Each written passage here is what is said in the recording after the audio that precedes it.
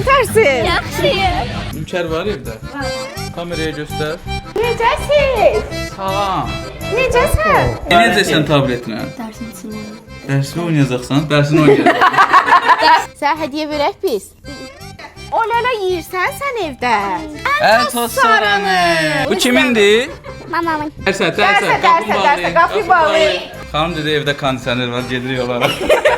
Nə udmaq istəyirsən denən görək. Mən telefon almaq istəyirəm. Telefon yoxdur. Var, amma istəyirəm təzə. Mən ev eşyası istəyirəm. Ev eşyası. Televizor udduz.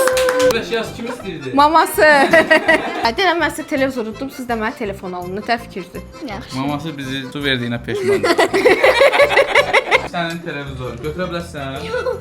1, 2, 3, 4, 5, 6, 7, 8, 9, 10, 11, 12. Təbrik edirik. Buyur, bu Buyur, sənin sənin hədiyyən. air fryer.